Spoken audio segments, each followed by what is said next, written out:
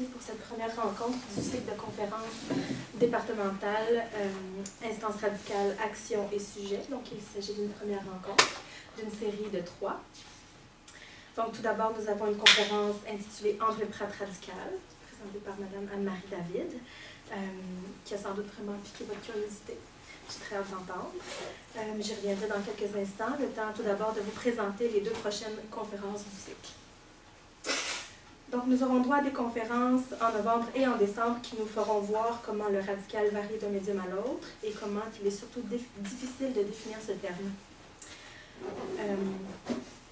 Nous allons essayer de définir les modalités.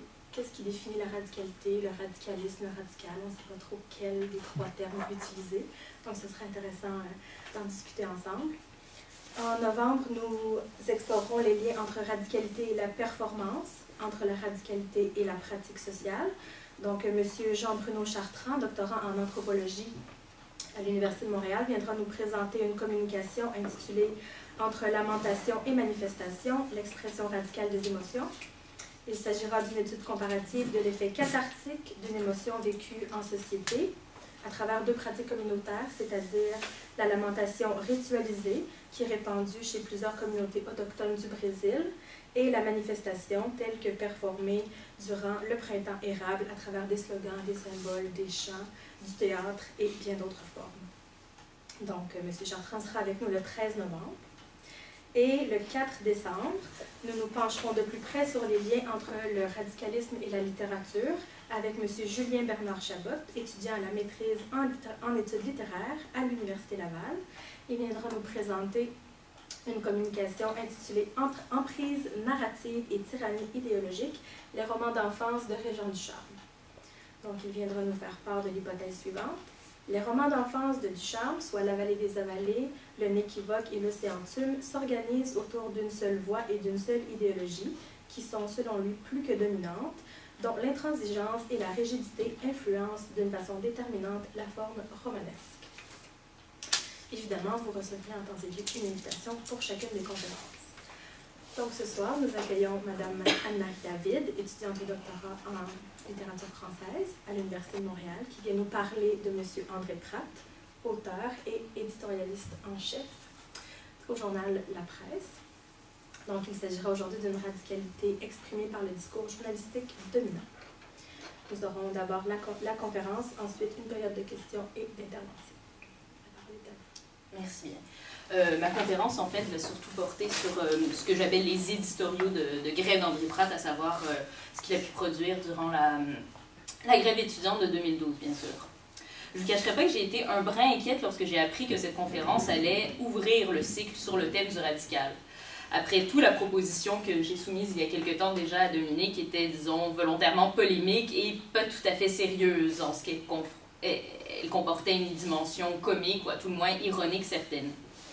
À bien y réfléchir, cependant, le choix me paraît très approprié, étant donné que ce que je vous propose de faire ce soir peut servir d'espèce d'étape préliminaire au cycle de conférence, c'est-à-dire qu'avant d'entrer dans le vif du sujet radical, nous allons ensemble le circonscrire. Il s'agit en effet de prendre le thème qui sera le nôtre pour les semaines à venir à rebours, afin d'examiner non comment la radicalité s'exprime dans des textes ou dans des pratiques sociales, mais bien comment elle est exprimée de l'extérieur. Exprimée par qui? Forcément par un discours dominant. Parce que si la notion s'articule sans définition unique, je reprends ici les termes de l'appel à communication, ces différentes déclinaisons ont en commun d'appartenir à une marge à laquelle les confine leur extrémisme.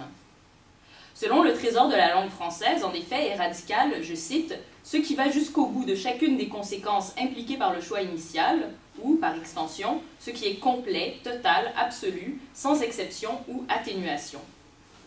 Ce refus du compromis qui est consubstantiel à la pensée dite radicale est souvent utilisé par ses adversaires pour la discréditer au nom d'un juste milieu, d'une hypothétique norme consensuelle qui, supposément, irait de soi. C'est exactement ce que fait André Pratt dans ses interventions journalistiques, qui constituent par le fait même un échantillon magistral du fameux discours dominant. Les éditoriaux qu'il a pu publier au courant de la grève de 2012 forment un ensemble cohérent, ou à peu près, qui épouse ce qu'on pourrait appeler la ligne dure libérale. À ce titre, il est donc doublement intéressant d'y étudier une rhétorique du radical en acte, puisque la position de Pratt, c'est, à peu de choses, celle de Jean Charest. et ce, lorsqu'il se montre intraitable envers les étudiants, comme lorsqu'il fait des prédictions complètement inexactes quant à l'issue de la grève. Le corpus que je me propose d'analyser avec vous est donc composé de 30 chroniques de grève qui s'échelonnent de février à août 2012. La grève n'en est pas toujours le sujet principal, mais il y est toujours fait allusion d'une manière ou d'une autre, que ce soit par le biais des manifestations, des implications politiques et économiques de la hausse, ou encore des tensions sociales qui s'ensuivent. 2 articles sont parus en février, un chiffre qui va croissant pour atteindre le maximum mensuel de 8 en mai. C'est alors le gros de la crise avec la loi spéciale. On assiste ensuite à une décroissance avec 4 articles en juin, 3 en juillet, 2 en août, à mesure du relatif essoufflement du mouvement et aussi du désintérêt de Pratt qui se met alors à écrire sur d'autres enjeux, les élections qui approchent entre autres. De ces 30 éditoriaux, 12 seulement font usage du mot radical ou de l'un de ses dérivés. On a des actions radicales, des sujets radicaux et une occurrence aussi du radicalisme, contrairement à ce que j'ai pu inscrire dans le résumé qui est apparu sur l'affiche. Ces 12 éditoriaux seront donc analysés en priorité, mais pas en exclusivité, puisque le vocable, c'est du moins ce que je vais essayer de vous montrer ce soir, fait office de foyer sémantique à partir duquel se tisse un réseau de significations qui relie le radical à des ensembles beaucoup plus larges. Le vocabulaire de Pratt, en effet, est peu varié, sauf quand il se lance dans des grands effets de style, par exemple en répertoriant la totalité des synonymes de gel et dégel dans des buts, disons, météo-comiques. Les mêmes termes plutôt reviennent dans des contextes différents, de manière à créer des associations parfois surprenantes. Ainsi, le qualificatif de brut peut être accolé d'un article à un autre, au casseur comme au policier, ce qui les fait se rejoindre dans une même animalité primitive et potentiellement radicale par le biais de la casse. C'est dans cette optique qu'il est justifié, à mon sens, d'affirmer que la radicalité, si elle n'est pas si directement présente dans les textes, est une notion pivot de leur organisation rhétorique. On a vu en effet les discours de toute nature entourant la grève prendre l'allure de débats sémantiques autour de mots-clés spécifiques, comme la juste part, la violence, la démocratie. On s'est demandé alors qui doit faire la sienne, qui la commet, quelles instances la pratiquent de façon légitime. De la même manière, la radicalité devient un lexème vecteur de polémique qui cristallise, chez Pratt à tout le moins, une vision sociale et politique. Le radical en tant que tel n'implique pas d'objet particulier, c'est plutôt une forme dont les contenus varient. La définition du Trésor de la langue française que j'ai citée tout à l'heure nous indique en effet que toute pensée, toute position politique, philosophique ou idéologique, de droite comme de gauche, peut prendre des allures radicales. C'est justement en vertu de ce flou sémantique que la notion, si elle s'applique initialement à une espèce de frange supramilitante des grévistes, en vient à désigner beaucoup plus. Est alors englobé non seulement le mouvement étudiant dans son ensemble, mais aussi toute forme de discours dit intellectuel ou analytique, bref, tout ce qui émane de l'objet même du conflit, à savoir l'université, à tout le moins dans sa version humaniste. Au final, pour le dire en forme de boutade, aux yeux d'André de Pratt, tout ce qui ne pense pas comme André Pratt est radical. En contrepartie à cette radicalité, le journaliste promeut une forme de rationalité, comme je le montrerai dans un premier temps. L'antagonisme discursif qui en résulte reproduit, à l'échelle éditoriale, celui qui a divisé des mois durant les 2 camps en présence, à savoir le camp étudiant et le camp gouvernemental, comme on le verra dans un deuxième temps. Finalement, cette opposition ne peut être tranchée dans l'absolu, mais dans le cadre restreint de ces articles, Pratt utilise l'argument radical pour minorer les positions prises par les grévistes. Ce sera ma 3e partie. L'adjectif radical apparaît pour la première fois le 9 mars 2012 dans un article intitulé « Une minuscule minorité ». Je cite « L'extrême gauche profite de la naïveté des jeunes pour les embarquer dans un mouvement dont les visées sont beaucoup plus radicales que l'annulation de la hausse des droits de scolarité. » 3 constats sont à dégager de cette citation. Premièrement, la radicalité a partie liée avec l'idéologie, plus particulièrement avec l'extrême gauche. Deuxièmement, elle est moralement douteuse puisqu'elle profite en quelque sorte des jeunes. Et finalement, la naïveté peut y mener, si bien que certains individus radicaux ont, disons, un bon fond, ils sont juste un petit peu niais sur les bords. Il faut aussi noter déjà que si la vraie radicalité est l'apanage d'une fraction extrémiste du mouvement, son ensemble l'est au moins modérément. En effet, dire que certaines visées sont beaucoup plus radicales que l'annulation de la hausse, c'est insinuer que l'annulation de la hausse est déjà en elle-même radicale. Les 3 axes de la radicalité ainsi définis sont développés en amont et en aval de cette manifestation lexicale liminaire. Du côté de l'idéologie, l'association extrémiste se précise dans l'article du 17 avril lorsque les actions radicales mènent à l'anarchie, puis concrétisent, c'est le 16 juillet, un désir de grève sociale et de révolution. Plus précisément, les radicaux s'opposent le 11 juin à tout ce qui encourage la mondialisation, le capitalisme, le néolibéralisme, la privatisation et l'austérité. En citant ainsi le discours militant hors contexte, Pratt le présente comme une accumulation de refus catégoriques, fantaisistes et somme toute bien stériles. Les manifestants ont bien sûr le droit d'exprimer leur désaccord vis-à-vis de ces choses, précise-t-il. Mais on sait comment les radicaux veulent que l'affaire tourne, en affrontement avec les policiers dont ils pourront ensuite dénoncer la brutalité.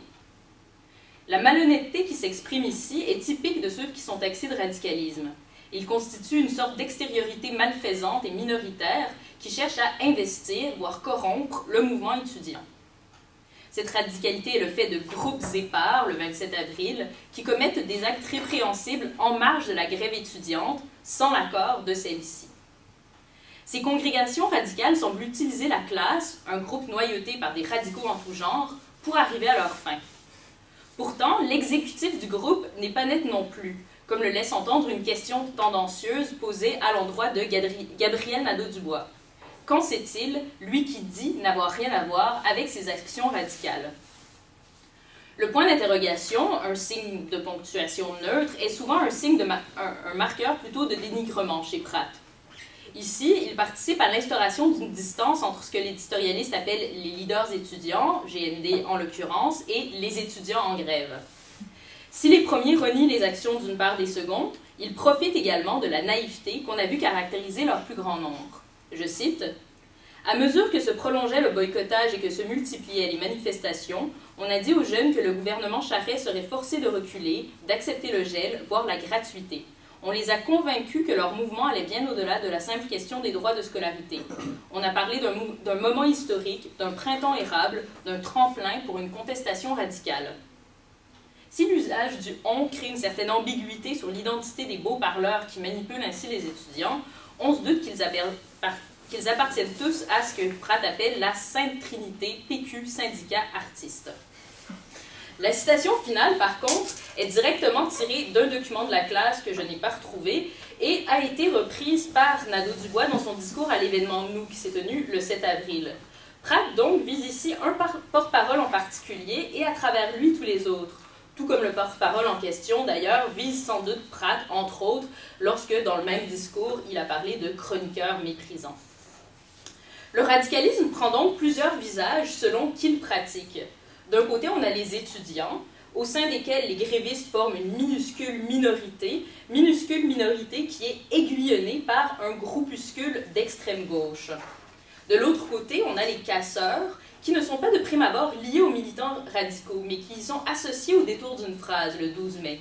Je cite, « Si des jeunes sont blessés, c'est parce que des casseurs s'infiltrent dans des manifestations, c'est parce que les organisateurs de certains événements favorisent l'action de ces casseurs, c'est parce que des militants radicaux commettent des actes dangereux. » Le parallélisme syntaxique entre la deuxième et la quatrième proposition, on dit « c'est parce que les militants ou les casseurs, puis un verbe actif, font quelque chose », crée une identité entre les deux groupes, lesquels se regroupent dans une responsabilité commune, celle de toutes les blessures subies par des jeunes au cours des manifestations. En gros, c'est leur faute si Francis Grenier a perdu un œil. Si la radicalité origine des derniers sous-groupes, les militants et les casseurs, elle rayonne vers le centre du mouvement étudiant, dont on a vu que les demandes de base sont radicales en elles-mêmes. Elle se communique aisément grâce à la naïveté des étudiants, laquelle est corrélée à l'idéalisme et à l'enthousiasme qui leur sont prêtés dès le premier éditorial de grève, le 28 février. Ces derniers traits, on peut avoir avec une attitude réfléchie vis-à-vis des enjeux. Ils sont plutôt le signe d'une irrationalité profonde, laquelle est confirmée à plusieurs reprises. Ainsi, on dit le 4 août que les radicaux sont des rêveurs, dont le sens des proportions est détraqué par la haine du Parti libéral. Puis, le 21 mars, que leurs revendications sont surréalistes et spectaculaires. On est donc confronté à un ensemble d'individus déconnectés de la réalité qui théâtralisent leurs pulsions viscérales sur la place publique avec des manifestations spectaculaires. En gros, des gens qui présentent des symptômes assez sévères d'hystérie. Contre cette folie, cette absence de jugement, Pratt se range du côté de la rationalité. Celle d'abord d'une science économique aux allures d'évidence sur laquelle il moule son discours, lorsqu'il dit par exemple « 325 $ par an, c'est 6,25 $ par semaine ». D'une façon plus globale, l'éditorial « Des chiffres trompeurs », publié le 25 février, est dédié tout entier à la réfutation des arguments comptables contre la hausse. On sent alors une espèce de mode économique dans lequel entre le chroniqueur qui use d'un vocabulaire plus recherché, dans des phrases plus longues, lesquelles donnent une impression de maîtrise de son discours, de confiance en ses arguments. Le critère de la raison prime alors. On dit que l'augmentation est nécessaire et raisonnable. Critère qui se valide lui-même, puisqu'on n'apprend jamais ce qu'est une hausse raisonnable. Seulement que toutes les hausses sont acceptables, à moins d'être carrément déraisonnables. On est donc face à une tautologie assez évidente qui enferme le discours dans une visée strictement pragmatique, qui le rend imperméable aux arguments d'ordre non économique.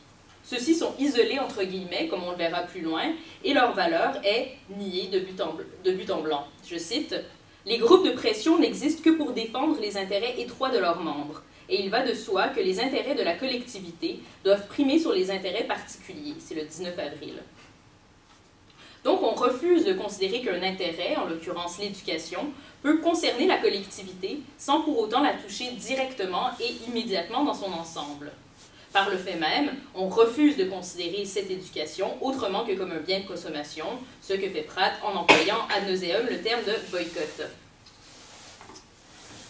La volonté de minorer les arguments irrationnels ou radicaux ou hystériques des étudiants en les particularisant et en les catégorisant est assez claire. Curieusement, elle contrecarre la tendance expansionniste prêtée au radicalisme. Bref, d'un côté, les textes réduisent le militantisme étudiant à peau de chagrin, il s'agit d'une petite, d'une minuscule, d'une infime minorité, mais de l'autre, ils font s'étendre son influence bien au-delà de ses limites. Non seulement le radicalisme d'un groupuscule se propage à l'ensemble des étudiants, mais il va jusqu'à englober un type de réflexion propre aux études universitaires.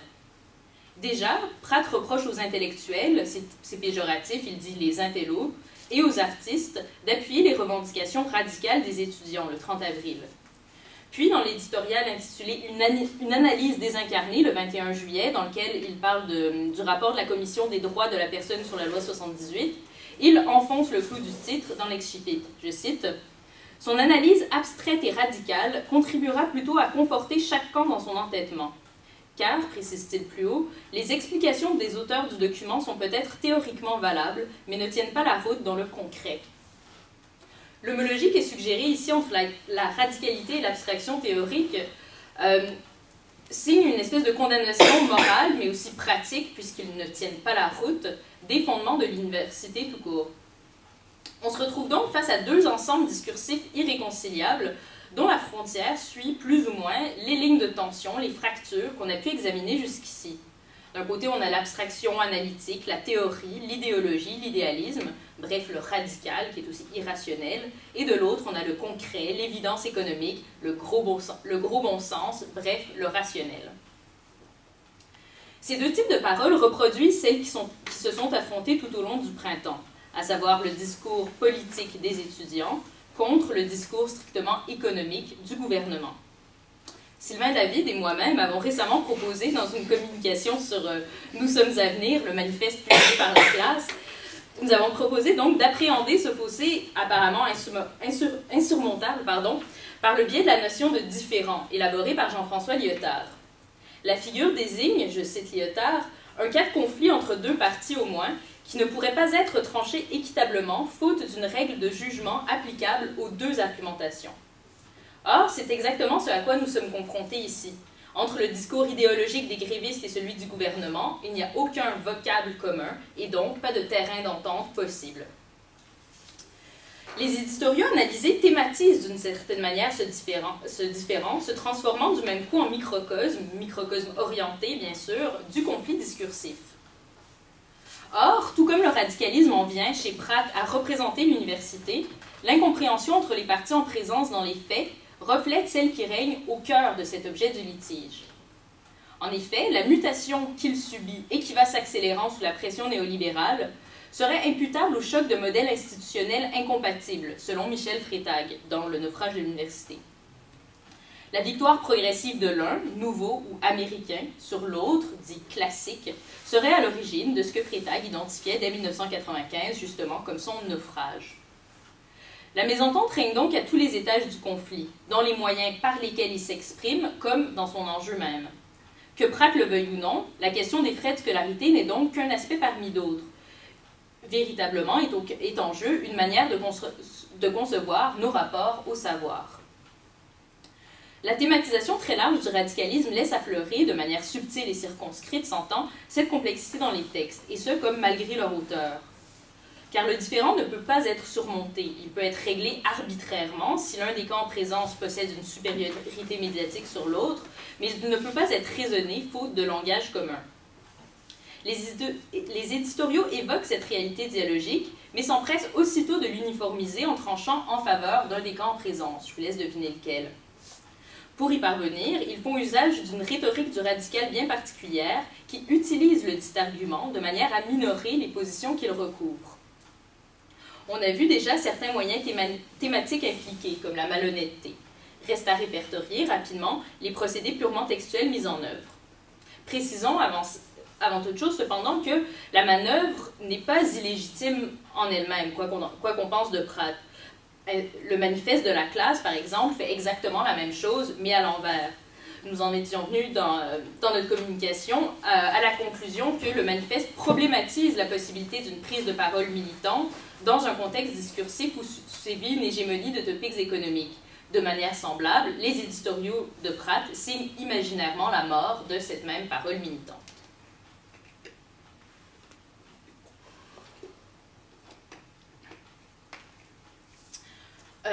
Beaucoup d'auteurs se sont penchés pendant la grève sur le rôle des médias de masse. Je pense entre autres à l'article « Les médias au service de l'ordre dominant » par 3 profs contre la hausse. Pratt lui-même a fait l'objet de plusieurs analyses assez riches, de Louis-Daniel Godin, entre autres, dans Les Chihuahuas de la démocratie, de Pierre-Luc Brisson, dans le Huffington Post. Mais surtout, Luc Vaillancourt, de Mauvaise Herbe, a consacré une série d'articles à différents chroniqueurs de la presse. Dans chacune de ces analyses, Vaillancourt classifie les arguments utilisés par le chroniqueur sur lequel il se penche selon 3 axes.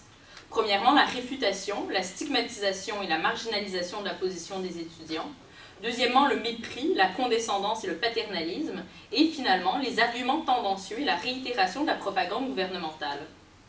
Dans son article sur Pratt, intitulé « Il faut parfois tirer sur le messager », il conclut que le second axe, à savoir le mépris, le paternalisme, l'emporte de loin sur les autres. En effet, la démarche de l'éditorialiste ne consiste pas tant à démontrer méthodiquement une position qu'à suggérer son inanité. En gros, à faire du student bashing, ce qui, par contre, est peu légitime.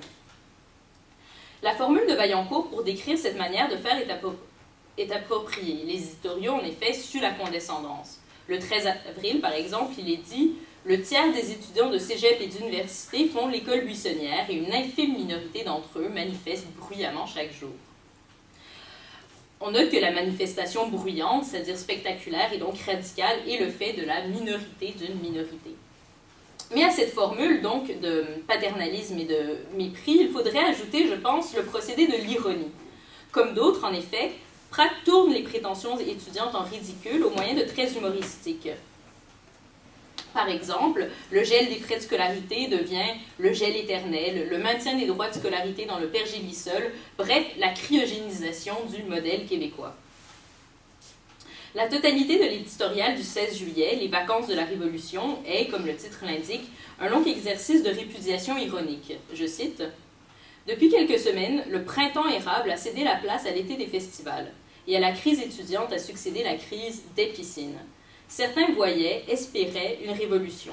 Or, fait inédit dans l'histoire, les révolutionnaires québécois sont partis en vacances. » Pratt ici reprend et détourne des mots-clés du lexique gréviste de 2012, printemps érable, crise étudiante, pour leur ôter toute charge idéologique en les associant à des objets mercantiles, les piscines, les festivals.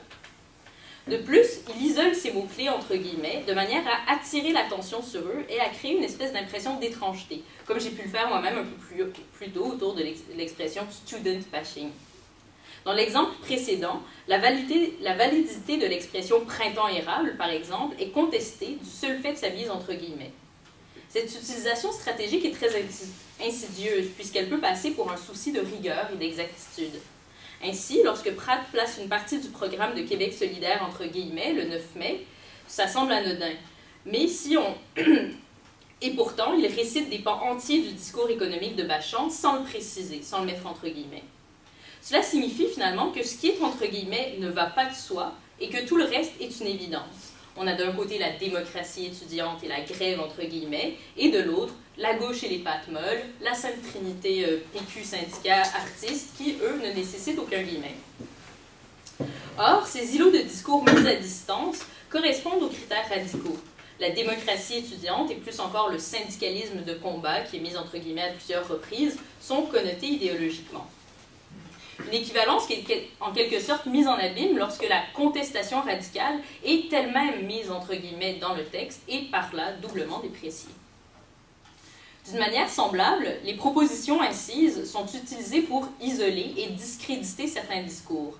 Ainsi, lorsqu'il est dit « il ne s'agit pas, disent-ils, de prendre parti pour ou contre la hausse des frais de scolarité le 12 mai », lorsque Pratt affirme ceci, donc, c'est pour consacrer le reste de son article à affirmer que ils, en l'occurrence les parents qui portaient un carré blanc, prenaient parti contre la hausse qui plus est.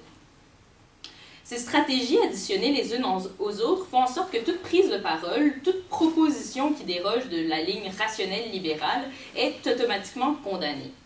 Par exemple, on dit « Une représentante étudiante a parlé hier de la violence économique, entre guillemets, que constituerait l'augmentation des frais de scolarité », ce qui revient à dire que la violence économique n'existe pas, comme le confirme d'ailleurs l'utilisation du conditionnel. On pourrait évidemment considérer ce déni d'existence comme une violence en soi, ce qui est particulièrement amusant si on prend en compte l'acharnement de Pratt à condamner la violence. Il n'explique jamais plutôt sur quoi se fonde cette position, mais la martèle à répétition, ce qui semble d'ailleurs la seule forme d'affirmation valable dans ses éditoriaux. Ainsi, en avril et en mai, il répète 7 fois, à quelques variantes près, « Rien au Québec ne justifie le recours à la violence ». Cette pratique tient davantage du lavage de cerveau que de l'argumentation elle-même, puisque en réitérant un syntagme, on le fait passer pour une vérité qui se justifie elle-même sans jamais la prouver autrement. À la lumière de ces considérations formelles, il semble que le travail de Pratt consiste simplement à ériger, à maintenir un ordre de pensée extrêmement strict. En résulte une forteresse discursive à l'encontre de laquelle toute attaque est prohibée. Les opinions divergentes, on l'a vu, sont repérées, cernées entre guillemets et aussitôt rejetées. Il est dès lors significatif de noter que dans une de ses très rares envolées lyriques, Pratt parle du serpent de la violence et du désordre, alors qu'on aurait pu s'attendre à ce qu'il reprenne la formule accolée longtemps au port du carré rouge en particulier et au mouvement étudiant en général, à savoir la violence et l'intimidation. La substitution est intéressante, à mon sens, parce que le désordre est un terme beaucoup plus large qui peut désigner plein de choses, et en l'occurrence, c'est probablement plus ici celui qu'on a pu... ce n'est pas tant, je veux dire, celui qu'on a pu observer dans les rues que celui qui menace de miner un ensemble rationnel très solide peut-être, mais sans souplesse aucune. En effet, lorsque Pratt fait, dans un éditorial fort d'une riche intertextualité lafontainienne, l'apologie du béton qui est représenté par Charest contre le jello de Madame Marois, il oublie les conseils du fabuliste en faveur de la fluidité.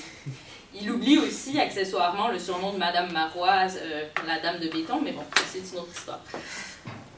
Paradoxalement, cette rigidité extrême de chaîne bétonnée et ce refus du compromis qu'il taxe ailleurs de faiblesse inouïe, érige le journaliste en parangon du radicalisme. Pratt en vient ainsi à incarner ce qu'il dénonce. Il offre une réflexion au miroir des prétentions supposément radicales des étudiants, son obsession de l'ordre, répondant en quelque sorte au désordre qu'il prête aux casseurs.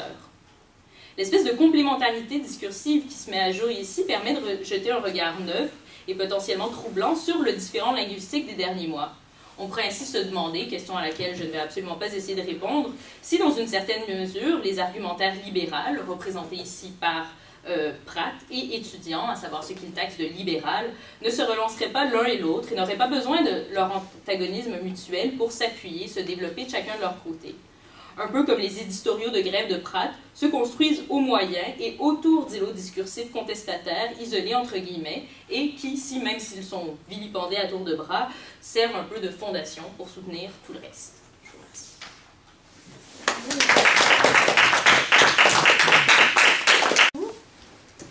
Des questions? Des interventions? Probablement.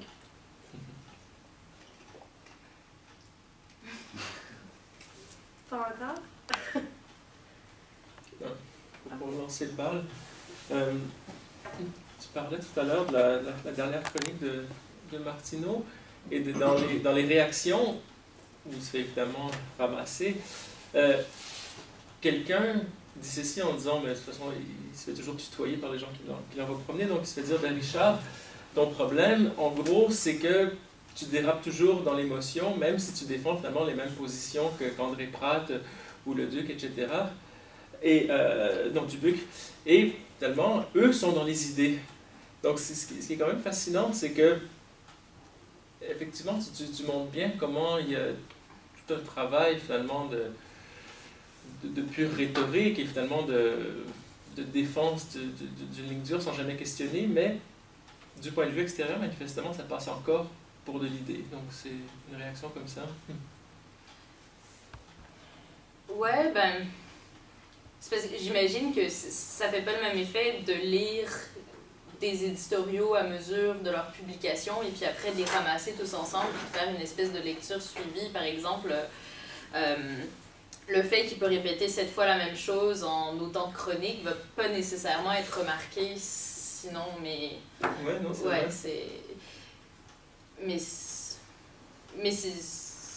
j'imagine que ça va avec cette espèce de rationalité qu'il veut disons, incarner ou proposer. Ce qui est intéressant aussi, enfin, je ne sais pas ce que vous en pensez, c'est que lorsque si on décide de lire la presse, on peut la lire, c'est une source d'information diversifiée. on sait très bien que Pratt dit toujours la même chose. Mais à propos du printemps étudiant, ce qui m'avait frappé, c'est pas en soi une grande découverte, mais c'est que une fois qu'on avait lu Pratt, il y avait quand même une diversité de points de vue de la part des chroniqueurs et puis des gens qui intervenaient. Et moi, ça me semblait intéressant. C'est-à-dire qu'il y a l'éditorial de Pratt qu'on ne va pas lire de toute façon, ou qu'on peut lire, mais moi que je ne lisais pas. Mais après, j'allais lire toutes sortes de choses de Foglia en passant par d'autres. Et je me dis, en pensant à la presse, si on fait, comme vous l'avez très bien démontré, disons, un travail qui relève plutôt d'une rhétorique, de l'argumentation et de la manière dont les énoncés sont posés. Le propos d'André Pratt, je dirais à l'intérieur de son journal, il a bien sûr une légitimité, mais qu'en serait-il de la presse, du journal La Presse lui-même, je dirais comme point de vue argumentatif à l'égard du mouvement étudiant du printemps 2012? Est-ce qu'il y avait, selon vous, l'unanimité de point de vue? Est-ce qu'il y avait des dissensions, des différends? Est-ce qu'il y avait des lignes de force? Je sais que c'est une vaste question, là, évidemment, parce que là, on fait référence à de très nombreux énonciateurs.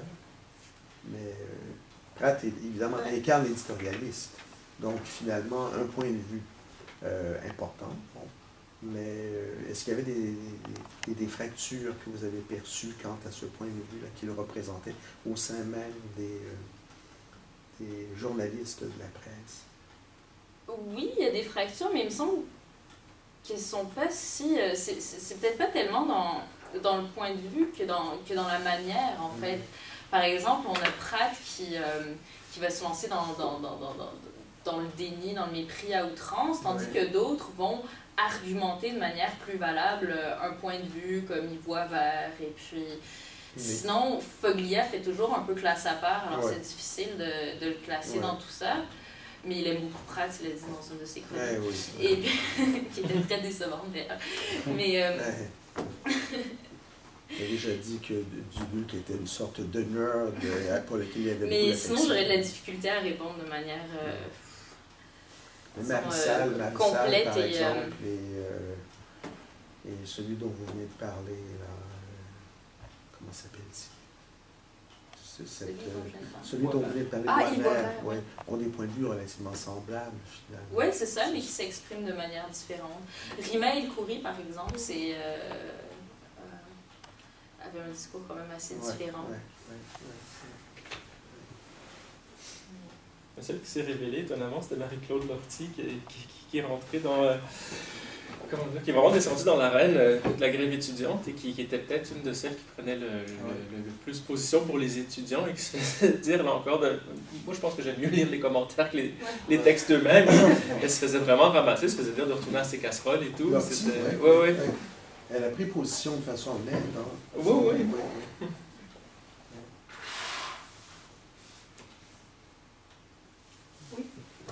Est-ce que tu trouves l'impression que l'une des forces de ce type, moi j'ai un peu l'impression que Foglia fait le bouffon du roi. Oui, bien sûr.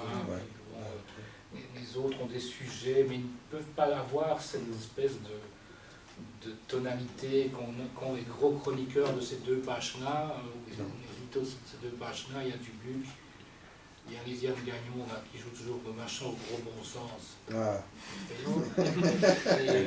C'est sur Gentil 2 la semaine dernière. Voilà, il y a les prates, quoi. Et c'était pas l'impression qu'un des machins là, qui fait que ce type a une sorte quand même d'emprise et puis qu'il doit plaire à pas mal de monde, ça vient du fait que dans ce qu'il appelle sa rationalité, il recycle en fait pas mal de vieux lieux communs de l'imaginaire québécois. Tu as dit par exemple, tu as fait une phrase de Louis qui disait « La violence ne se justifie pas au Québec », le machin pareil. Je faisais ma thèse il y a 30 ans avec Marcotte, qui me disait déjà qu'au Québec, il n'y avait pas Patrice Duplessis, c'était un salaud, mais il n'était pas violent. Et puis, il y a cette idée-là qu'au Québec, on n'est pas violent. À un moment donné, tu commences à te dire, oui, quand même, il y a un type qui est entré à l'Assemblée nationale avec un fusil à tirer à travers. À l'université aussi, il y a un type qui a tué une série de jeunes femmes. À Dawson, il y a un gars qui est entré, qui a tiré aussi des gens. Il y a eu le meurtre de Pierre Laporte. La répression de la grève d'asbestos, c'est une saloperie sans nom. La crise d'Oka. La crise d'Oka, en fait. Il n'y a pas de violence au Québec, sauf que, enfin. Mais tu as quand même là une sorte de représentation qui dit c'est pas mon nez, il n'y a pas de violence au Québec. Quoi. Donc, est-ce qu'il n'y aurait pas chez lui, derrière ces petits machins-là, et justement, peut-être quand il fait de l'humour, même quand il fait de l'humour, est-ce qu'il n'y a pas une façon de s'appuyer sur un vieux fond de représentation bizarre, amortissante, disant justement on n'a pas le droit d'être radical au Québec.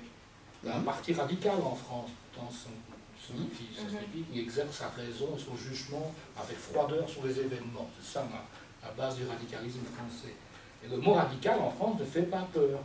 Ici, s'il utilise le mot radical, c'est une sorte de fascination pour dire à ce lecteur, aïe aïe aïe, on n'est plus au Québec, là, il y a des radicaux. Oui, c'est vrai, en fait, j'avais pas pensé de ce point de vue-là, parce que, en fait, la manière dont il présente les choses au premier degré, c'est notre système politique, démocratique, qui n'est pas parfait, mais blabla, ne justifie pas d'utiliser la violence, parce que de toute façon, on va pouvoir les foutre dehors dans quelques mois si on en a envie. Mais cette insistance, en effet, sur le « au Québec, chez nous, machin, c'est comme ça », semble, oui, aller d'un côté d'une imagerie plus large, et puis, je veux dire, on pourrait pousser, parce qu'après tout, comme, si les étudiants, disons, dérogent à cette espèce d'idées non violentes québécoises, d'un autre côté, en fait, la seule occurrence du radicalisme, justement, est appliqué à Amir Kadir, qui est toujours aussi une espèce de trouble-fête extérieur au Québec et qui, justement, justifie la violence et machin. Alors, ouais. Mais c'est tout à fait juste ce que vous dites, parce que même chez les intellectuels, je pense à Jocelyn Letourneau, là, pour lequel j'ai une profonde estime, mais qui, dans ses écrits, de façon systématique, fait valoir que dans sa description des narrations organisatrices du Québec contemporain, l'un des premiers aspects, c'est le refus de la violence. C'est ce qui revient constamment, dans le fond, dans son discours d'historien. Mais en même temps, ce qu'il avance à titre d'historien me semble peu appuyé justement par l'analyse de la science historique, puisque quand on regarde partout, il y a de la violence. De toute façon, de la violence, elle est physique, mais elle est aussi elle est symbolique, elle joue sous de nombreuses formes.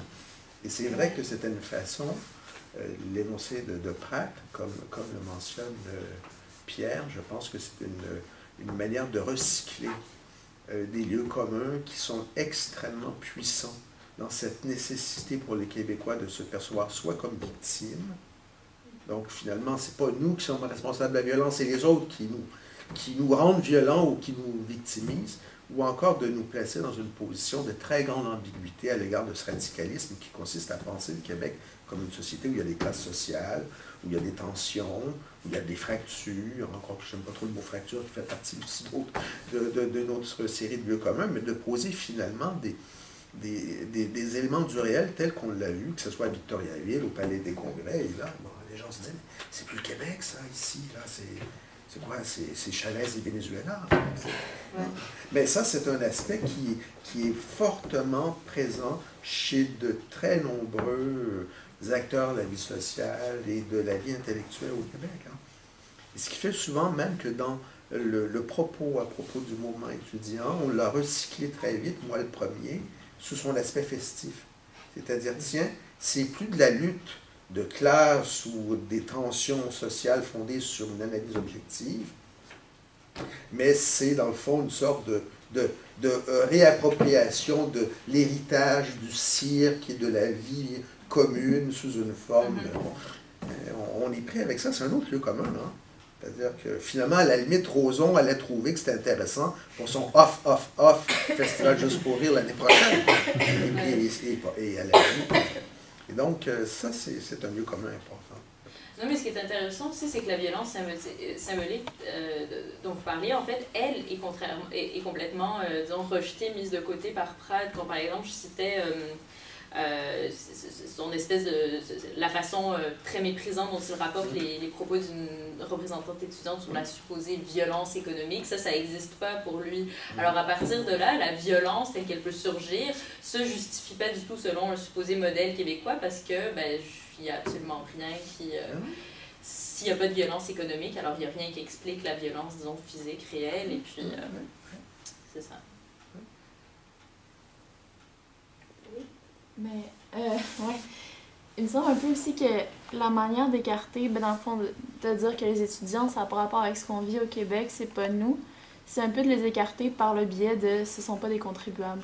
Cette espèce de discours-là, du désœuvrement, là, de moi je vais pas manifester parce que j'ai des enfants, parce qu'il faut que je gagne de l'argent pour ma famille, parce que j'ai mieux à faire finalement. C'est un peu d'écarter les étudiants qui font partie de notre classe, qui sont pas ceux du Québec parce qu'on fait pas partie des travailleurs. Il y a eu beaucoup de ce discours-là, peut-être plus dans les commentaires des articles que dans les articles eux-mêmes. Puis via les médias sociaux aussi, parce que les articles sont de Pratt, de Martineau et autres ont beaucoup circulé sur Facebook, là, avec tout ce que ça peut engendrer. Je sais pas si... Ouais, mais je pense que c'est peut-être pas en effet celui qui montre le plus cet angle-là, mais lorsqu'il refuse, par exemple, de considérer les intérêts étudiants, autre chose comme du corporatisme pur et dur qui concerne uniquement une classe privilégiée en plus d'individus, ça revient un peu à dire ça aussi, là, d'une certaine manière, me semble-t-il. Ce discours-là était quand même beaucoup celui de Dubuc, en fait. Ouais, Dubuc, c'est ça. Qui prenait le relais, justement, pour les aspects, bon, évidemment, un peu plus économiques, pour toujours réancrer la question dans le discours économique, mais aussi pour écorcher au passage tous ces gens qui sont supposément en lutte, mais qui, bon, s'en vont sur le bord de la piscine, Prata, ensuite renchérit. Mais c'était beaucoup du public qui passait. C'était trotskiste, hein, ce type, quand il était jeune. Apparemment, oui. Apparemment. Ah oui. La base de la démarche trotskiste, c'est de faire le verre d'enfouir. Et lui, il a fait le verre, mais il est resté à l'enfouir.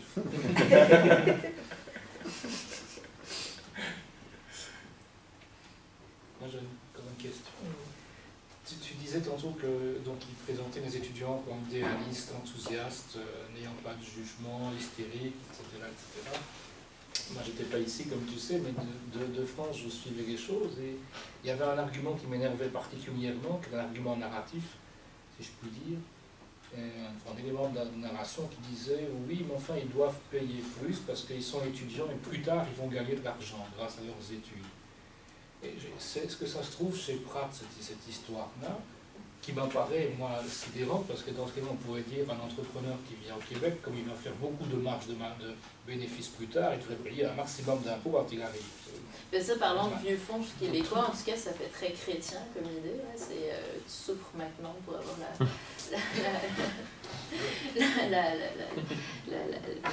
quelque chose d'autre plus tard. Mais, ça se trouve chez vous, cet argument pas tellement, non, en fait. C'est pas... parce que... En fait, il ne s'intéresse pas vraiment à la justification de la hausse. Ce qu'il dit, il l'affirme, il ne le défend jamais. Alors, mis à part dans certains éditoriaux qui, justement, sont très différents, différents de ton des autres, j'ai essayé de l'expliquer, mais je ne pense pas y être parvenu de manière adéquate, où vraiment il entre en espèce de mode économique, il me fait une démonstration chiffrée, mais uniquement chiffrée, où on ne rentre pas dans des considérations, disons, d'ordre plus moral. Il n'y a aucune défense d'un argumentaire économique, il est seulement posé et accepté parce qu'il n'est pas ouvert au débat, disons. Mais il n'y a aucune défense d'un argumentaire économique chez lui comme chez d'autres, parce que si on prend l'exemple de l'Ontario, il y a eu une législation qui a été adoptée et qui justement module les droits de scolarité en fonction de ce que tu abordes, et tu as raison. C'est-à-dire que si tu fais chirurgie dentaire ou que tu deviens neurochirurgien, tu vas payer plus cher parce que ton salaire est plus élevé. Bob Ray a créé, à l'époque, il était le responsable d'une commission d'enquête, pas d'enquête, je réfléchis construction, commission d'enquête, mais en fait, d'une commission qui avait portage de réfléchir à la restructuration, guillemets, du système d'éducation en Ontario. Ils ont mis l'accent là-dessus. Bon, c'est très discutable, mais lorsqu'on regarde, par exemple, les arguments de Pratt, il n'y a aucune forme de démonstration économique fondée sur, disons, une étude qui pourrait être discutable, mais qui pourrait être complète. Ce sont des arguments extrêmement émotifs. Oui, mais le format des chroniques en soi se prête mal à un argumentaire détaillé, c'est quand même beaucoup trop court. Mais à chaque fois qu'il commence à faire quelque chose qui pourrait vaguement y ressembler, il coupe court lui-même en soit discréditant la position de son adversaire, mais d'une manière justement uniquement émotive et pas nécessairement basée sur disons, une argumentation rationnelle, soit en coupant court à toute discussion en disant ceci et cela, et puis voilà, point barre, il n'y a plus rien à ajouter. Comme par exemple quand on dit la hausse est raisonnable, elle est raisonnable parce qu'elle n'est pas déraisonnable, disons qu'il n'y a plus grand chose à ajouter. Non, ça c'est, on est dans... On pourrait dire, pour reprendre ta question tantôt, qu'il y a une division du travail idéologique à la presse. Il y a Dubuc pour l'économie, il y a Lisiane Gagnon pour, je sais pas, les mœurs. Pratt, je sais pas, c'est quoi Pratt? Ce serait le raisonnement abstrait, je sais pas. ou les apprentissages. Non, mais c'est vrai que ça pose des questions intéressantes du point de vue du journalisme et de la position de chacun dans un appareil de presse. Parce que moi, Pratt, je ne sais pas ce qu'il fait. Foglia, par exemple, c'est le côté... bon. Mais il essaie d'avoir la figure du vieux sage, en fait. Oui, mais... Basé sur rien. Oui, c'est ça. Il n'a pas gravi la montagne, on a l'impression que c'est un sage encore imberbe, là, c'est pas... Le Montréal, c'est pas très haut. Oui, c'est vrai. Oui, ben, tu disais que des choses apparaissaient dans la lecture rétrospective et continue des éditoriaux. Je me rappelle que cet été, il y a eu un moment assez jouissif où beaucoup de ces chroniqueurs ont commencé tranquillement à changer de bord parce qu'ils sentaient que le vent tournait. Et notamment, Pratt a commencé à lâcher le gouvernement et Martineau a commencé à essayer de convaincre les gens qui étaient du bord des étudiants. Ah, oui. Mais est-ce que Pratt change par rapport aux étudiants? Pratt change par rapport à la loi 78. Parce qu'il commence par une réaction, disons, à chaud, dans laquelle il condamne certains aspects, puis il revient sur cette condamnation de manière plus ou moins cachée par la suite. Mais par rapport aux étudiants même, non. Des fois, il se permet de faire des conseils au gouvernement, ce qui est assez drôle, en fait, parce qu'il dit « si j'étais Charest, je ferais ceci ». D'accord. Vas-y. Mais par rapport aux étudiants même, non, il ne change pas. Il va, par exemple, autant comme j'ai l'impression que ce qui développe comme, disons, une pensée radicale peut s'appliquer à l'ensemble du mouvement étudiant, mais il fait quand même des distinctions. Alors, par exemple, il va des fois... disons, accorder quelques points aux fédérations étudiantes contre la classe, mais c'est pas vraiment un changement de cap, ça. C'est juste voir une nuance à l'intérieur de quelque chose. Mais sinon, mis à part, c'est ça, ce revirement sur la loi 78, comme par exemple au début, c'est ça, il dit que c'est aller contre les libertés individuelles que d'avoir à donner un trajet 8 heures à l'avance. Et là, il se rend compte qu'en fait, en France, c'est comme ça. Alors, il est comme, ah non, non, mais c'est très bien, il faut donner son trajet 8 heures à l'avance, mais c'est ça. Donc, André Pratt est un radical? C'est un peu une boutade, là. Oui, oui, tout à fait, on comprend. Quand vous dites que c'est une notion pivot, j'ai trouvé ça intéressant quand vous dites que le radical est un peu quelque chose d'irrationnel. Pourriez-vous élaborer un petit peu là-dessus quand vous mentionnez vos 3 axes de radicalité, le flou sémantique, tout ça? Ouais, mais en fait, ça, c'est pas tellement dans les axes, c'est plus... c'est la façon dont les effets du radical se font sentir, en fait. À la fois, dans les adjectifs utilisés pour le décrire ont toujours trait à soit des espèces de démonstrations, des démonstrations visuelles excessives et tout, et vous m'avez fait complètement perdre l'effet de oui, c'est ça en fait. Alors lui prône une rationalité, il me semble qu'en contrepartie, on peut déduire une association du radical à l'irrationnel. Mais c'est pas... donc c'est pas dit... ça reste très flou. C'est comme ça que je le vois, c'est ça. Parce que quand lui-même dit une vraie radicalité, quand il associe les grévistes à un mouvement radical, moi, de ce que je comprends des conversations qu'on a eues aussi, c'est que le radical est quelque chose qui est facilement associé à quelque chose de violent, donc à la violence.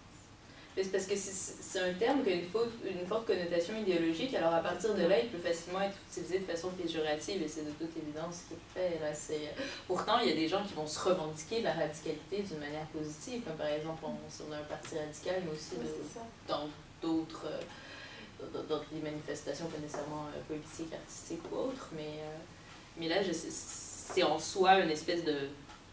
C'est un jugement, la radicalité. Oui, c'est ça, j'ai l'impression que le mot fait très peur. Le mot radical, quand on l'associe, forcément, on n'en veut pas.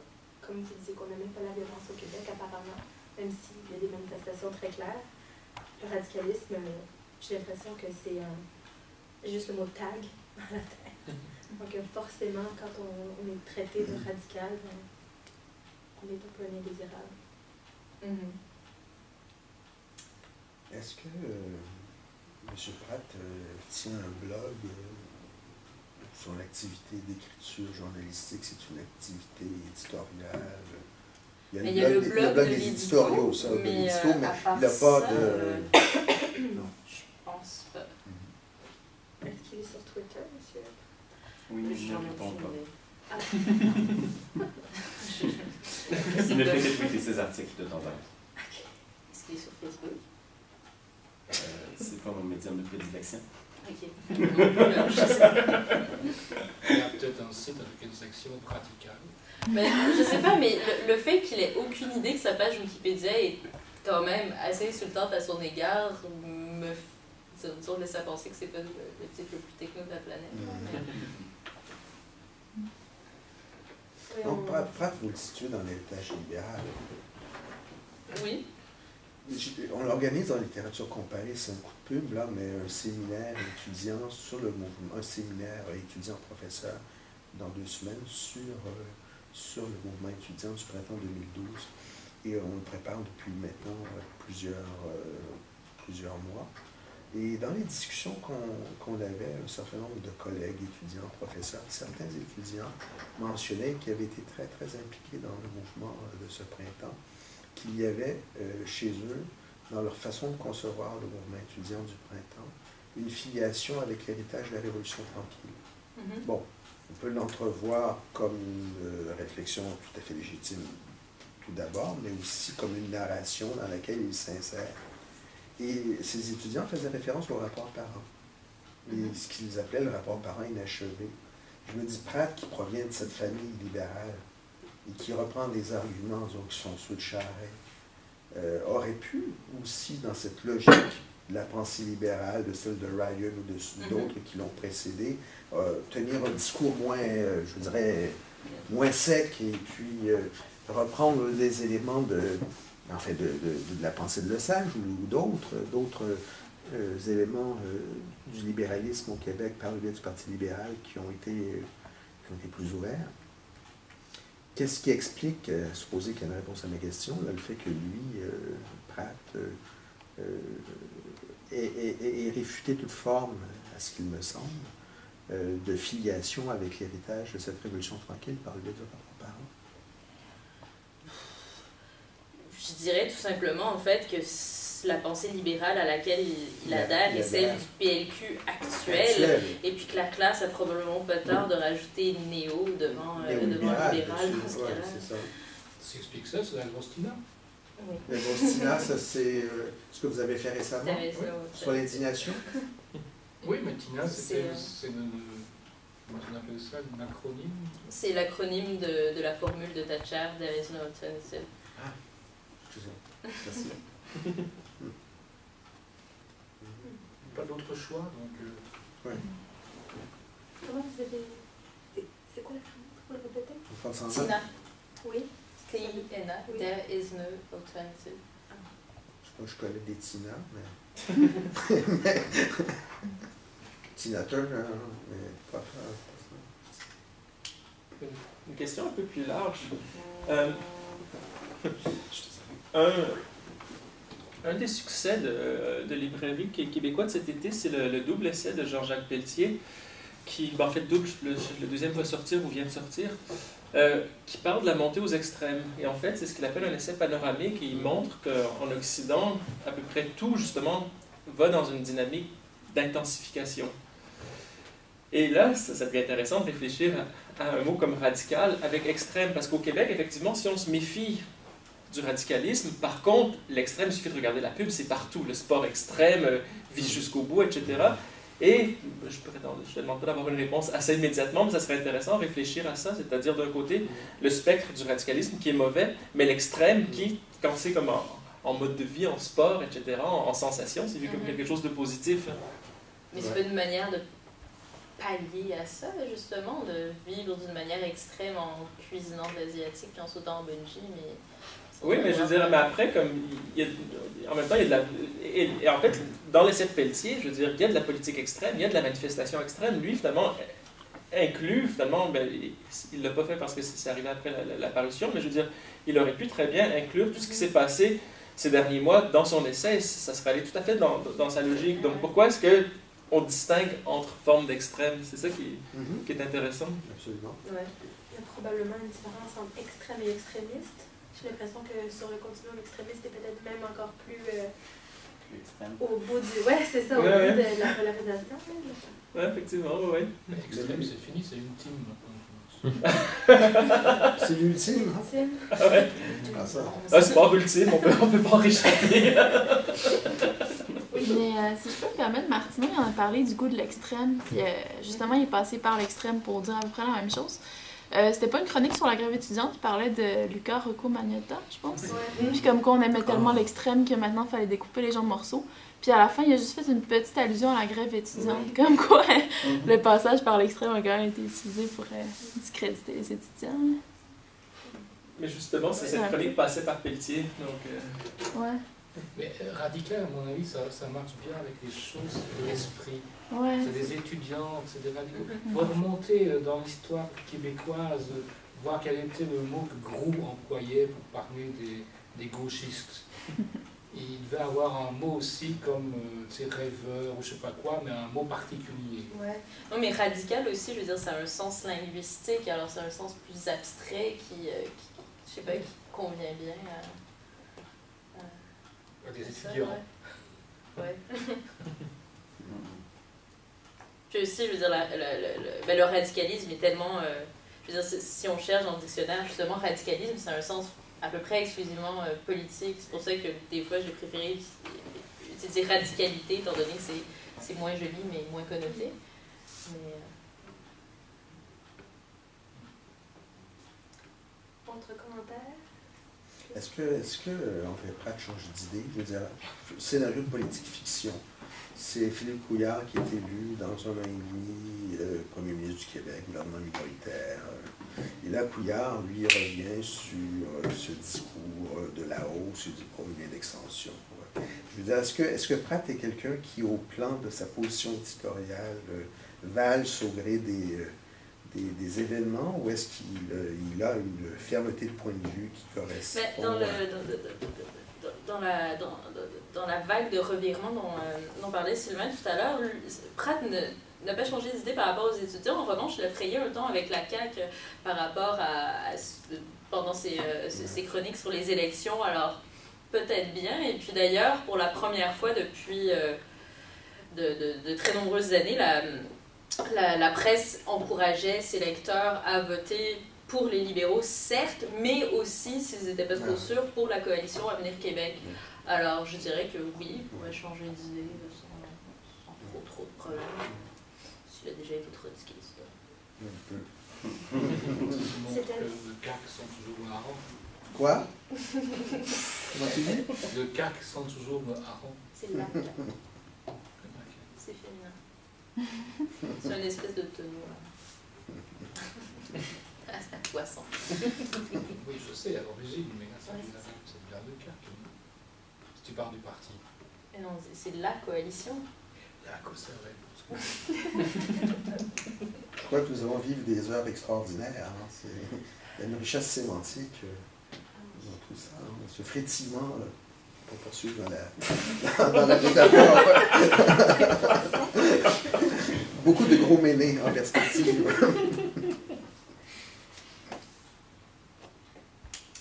Merci beaucoup, Anne-Marie.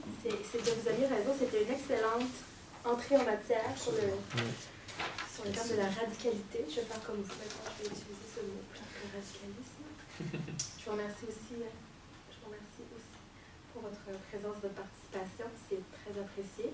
J'espère vous revoir dans moins d'un mois, en fait. Non, le 13 novembre, donc un petit peu plus d'un mois pour la prochaine conférence. Merci beaucoup encore. Merci.